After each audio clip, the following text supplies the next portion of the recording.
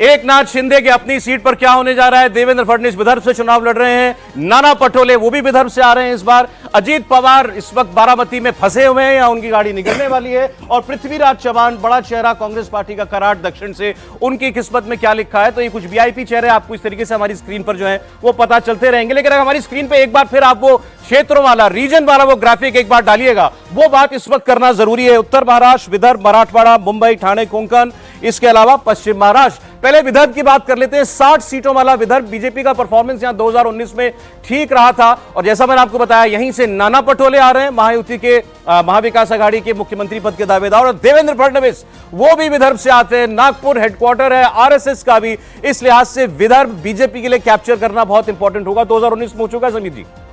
और विजय वट्टीवार भी विदर्भ से ही आते हैं, जो विपक्ष के नेता है महाराष्ट्र के, वो भी वहीं से रहते हैं। और दोनों ने इस बार दावा किया है, मतलब विजय वट्टीवार ने भी ये बयान दिया था कि अगर विकास आघाड़ी की सरकार आती तो मैं भी मुख्यमंत्री का दावेदार हूं।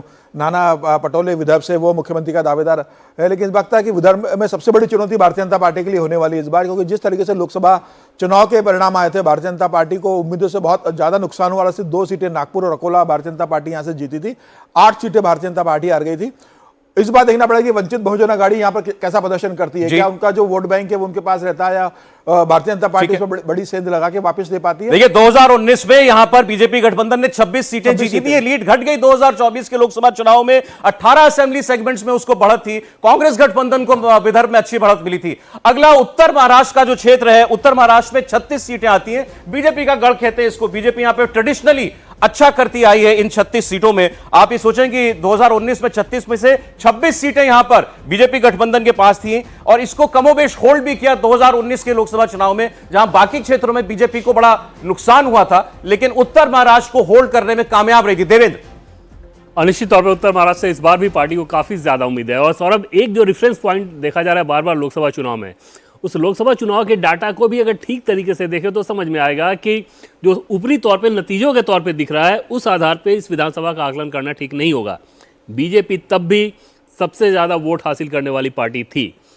एनडीए तब भी यूपीए से या महाविकास आघाड़ी से ज्यादा वोट हासिल किया था पिछले लोकसभा चुनाव में भी, उन खराब प्रदर्शन के बावजूद। और 37 सीटें ऐसी थी जहां हार जीत का फासला 10,000 से कम था और ये बीजेपी ये सारी सीटें हारी थी। बीजेपी गठबंधन ये सारी सीटें हारी थी, 37 असेंबली सीटें। तो इन सारे रेफरेंस पॉइंट के आधार पर अगर आप देखें तो लोकसभा चुनाव से अलग इसको पढ़ना ज्यादा बेहतर रहेगा। और अगर उत्तर महाराष्ट्र की बात करें तो निश्चित तौर पे बीजेपी बहुत ज्यादा उम्मीद कर रही है। एक्चुअली कांग्रेस उद्धव ठाकरे और शरद पवार उसको लोकसभा के रेफरेंस पॉइंट से ही देखना चाहते हैं। उसकी वजह यह है बीजेपी का जो नुकसान हुआ उसके साथ साथ विधानसभा सीटों में अगर आप लीड देखें लोकसभा चुनाव 2024 की, तो 153 सीटों पर महाविकास आघाड़ी को लीड थी, 153 असेंबली सेगमेंट्स पर। यहीं से उनकी उम्मीद भी है कि यही लोकसभा वाला ट्रेंड अगर इस बार भी कंटिन्यू कर जाए, वही नैरेटिव कंटिन्यू कर जाए, तो उनकी सरकार बन जाएगी। अगले क्षेत्र पर बढ़ते हैं। उत्तर महाराष्ट्र की हमने आपके सामने बात की और अब आपके सामने स्क्रीन पर आने जा रहा है इलाका भारतीय जनता पार्टी का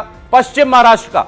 पश्चिम महाराष्ट्र जिसमें हम सब जानते हैं ये पवार वर्सेस पवार वाला क्वेश्चन है। अजीत पवार वर्सेस शरद पवार, चाचा भतीजे की जोड़ी। लेकिन यहां एक और जोड़ी है चाचा भतीजे की, वो है अजीत पवार वर्सेस योगेंद्र पवार। उनके जो भतीजे चुनाव लड़ रहे हैं उनके सामने, जिनके लिए कहा था अजीत पवार ने कि भाई पर्चा तो कोई भी भर सकता है लेकिन चुनाव बताएगा कौन कितने पानी में। और शरद पवार कह रहे हैं कि गद्दार गद्दार थे, उनको सजा मिलेगी इस बार। एक बार फिर लोकसभा के बाद जिन्होंने मेरी पार्टी तोड़ी उनको पंगा लेना शरद पवार से भारी पड़ने जा रहा है। प्रदीप जी, भाई शरद पवार को तो ये बात नहीं बोलनी चाहिए। अपने करियर की शुरुआत ही बगावत से गद्दारी से की, अपने गुरु से गद्दारी की उन्होंने। पिता तुल्य होता है गुरु, तो अपने गुरु को धोखा देकर पहली बार 78 में मुख्यमंत्री बने थे कांग्रेस पार्टी तोड़कर। तो ये तो परिवार में है पहले से। अजीत पवार उन्हीं का अनुकरण कर रहे हैं, कोई नई बात नहीं की अजीत पवार ने। तो ये शरद पवार को इसका अंदाज़ा होना चाहिए था, खास तौर से ऐसे में जब अजीत पवार को लगे 2009 का जो पॉइंट है, जब एनसीपी की सीट एक या दो ज़्यादा आई थी कांग्रेस से, और एनसीपी अपना मुख्यमंत्री बना सकती थी, लेकिन शरद पवार ने कांग्रेस को दे दिया। अजीत पवार को लगता है कि मेरा मुख्यमंत्री बनने का चांस खत्म कर दिया है उन्होंने। तो तब से उनके मन में एक गांठ है जो अभी तक चली आ रही है। जून में चाचा जीते, नवंबर में कौन जीत रहा है?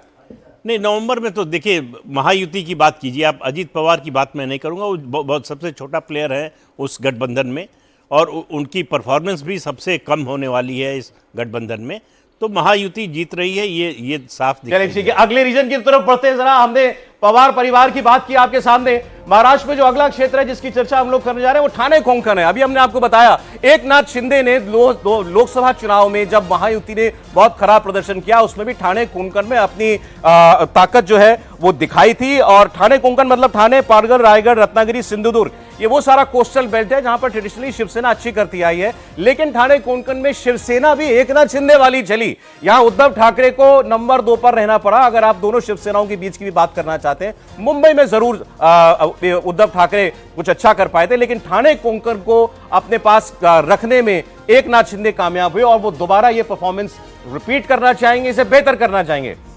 समीर जी, निश्चित रूप से ये शिवसेना का मजबूत गढ़ रहा है, लेकिन ये भी बात नहीं भूलना चाहिए कि भारतीय जनता पार्टी वहाँ बहुत स्ट्रांग है। एकनाथ शिंदे बिना भारतीय जनता पार्टी के यहाँ बहुत ज्यादा करने की स्थिति में नहीं रहेंगे। और अगर एकनाथ शिंदे के बेटे जो लोकसभा चुनाव में कल्याण डोंबिवली से जीते थे, उसमें भारतीय जनता पार्टी के संगठन की बड़ी भूमिका रही है। तो भारतीय जनता पार्टी का भी यहाँ स्ट्रांग होल्ड है, राष्ट्रीय सेवक संघ का भी बड़ा जमीनी स्तर पर यहाँ पर संगठन मजबूत है। फिर भी अब ठाणे से एकनाथ शिंदे आते, उनका गढ़ ठाणे, कल्याण, डोंबिवली। अनडिवाइडेड शिवसेना 2019 में 56 सीटें जीती थी। आपको लगता है उद्धव ठाकरे या एकनाथ शिंदे, किसी की भी शिवसेना उस नंबर के आसपास पहुंच सकती है? नहीं, मुझे नहीं लगता उसके पास पहुंचेगी। यहाँ पर एकनाथ शिंदे ज्यादा सीटें जीतेंगे, लेकिन उद्धव ठाकरे भी यहाँ पर प्रदर्शन ठीक ठाक करेंगे, उनका भी एक ग्राउंड है यहाँ पर। लेकिन सिंधुदुर्ग वाला एरिया है जो वहाँ नारायण राणे का मजबूत गढ़ है, वहां पर भारतीय जनता पार्टी का गढ़ है। तो ज्यादा हिस्सा मुझे लग रहा है इसका जो जाएगा वो महायुति के पास जाए। एकनाथ शिंदे और भारतीय जनता पार्टी ज्यादा सीटें जीतेगी ठाणे कोंकण में, बिल्कुल ठाणे कोंकण के अंदर। लेकिन पूरी तरीके से उद्धव ठाकरे का सफाया होगा मैं ये भी नहीं कह सकता हूं। उद्धव ठाकरे भी वहां पर प्रदर्शन अच्छा करेंगे। जी बिल्कुल, इनकी बात से मैं सहमत हूँ। अगर हम बात करें सिंदूर की, तो वहाँ पर बीजेपी और एकनाथ शिंदे की ताकत लगेगी। रत्नागिरी में एकनाथ शिंदे की ताकत वहाँ पर ज़्यादा है, बीजेपी उनको वहाँ पर सपोर्टिव रोल में रहेगी। ठीक है। रायगढ़ जिले की बात करें तो वहाँ पर 7 सीटें आती है और 7 सीटों में से पेन की सीट ले लीजिए, पनवेल की सीट लीजिए, उरन की सीट लीजिए, तीनों सीटें बीजेपी के लिए श्योर सीटें हैं। उन सीटों पर वहाँ पर बीजेपी जीतती दिखाई देगी और वहाँ पर उनको सपोर्ट मिलेगा। ठाणे कोंकण आपको भी लगता है महायुति वहां पर बेहतर करेगी? बिल्कुल, महाविकास अघाड़ी से। चलिए साहब, अगले क्षेत्र की तरफ बढ़ते हैं। ठाणे कोंकण के बाद महाराष्ट्र का अगला इलाका आपके सामने। अलग अलग हम लोग क्षेत्रों की बात इसलिए कर रहे हैं क्योंकि ताकत अलग अलग नेता की है यहां पर। अब मराठवाड़ा की बात करते हैं। मराठवाड़ा मतलब मराठा आरक्षण की जमीन।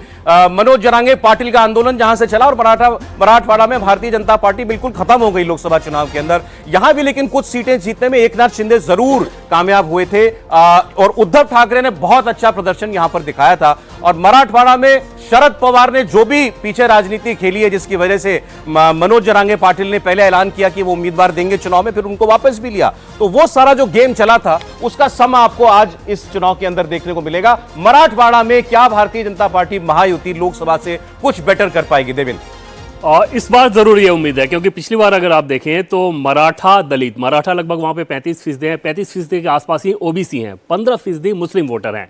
तो 35 मराठा जो कि ऑलरेडी आरक्षण आंदोलन के चलते बीजेपी के गठबंधन के खिलाफ थे, 15% मुस्लिम, तो ये 50% का वोट जब एक तरफ चला जाता, आप समझ सकते हैं कि स्थिति क्या थी।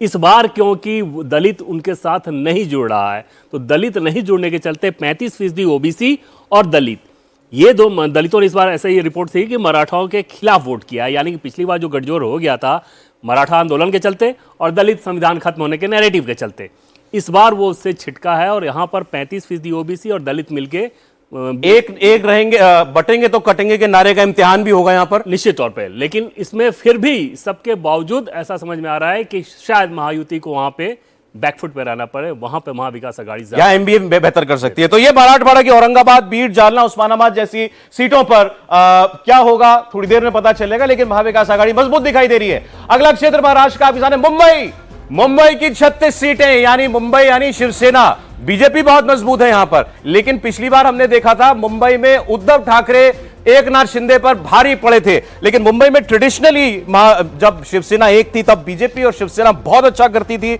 मुंबई में पिछली बार 2019 में 36 में से 21 सीटें बीजेपी गठबंधन के पास थी, ये घटकर के 16 हो गई थी लोकसभा चुनाव में। अगर असेंबली सेगमेंट्स की लीड की बात करें तो उतना खराब प्रदर्शन नहीं था, लेकिन नीचे जरूर आ गई थी। और कांग्रेस गठबंधन जो है महाविकास अघाड़ी, वो 20 असेंबली सेगमेंट्स पर जीत आगे रहा था। तो मुंबई में इस बार क्या होने वाला है? उद्धव ठाकरे वर्सेस एकनाथ शिंदे, ये लड़ाई क्या आपको कैसी बनती दिखती है प्रदीप जी?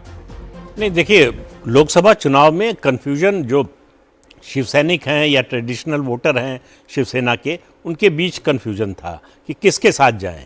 उधर बाला साहब ठाकरे का नाम था उद्धव ठाकरे के साथ, इधर एकनाथ शिंदे के साथ जो है कैडर था। तो और उद्धव ठाकरे लगातार प्रचार कर रहे थे, ये कह रहे थे कि गद्दार है, गद्दारी की है।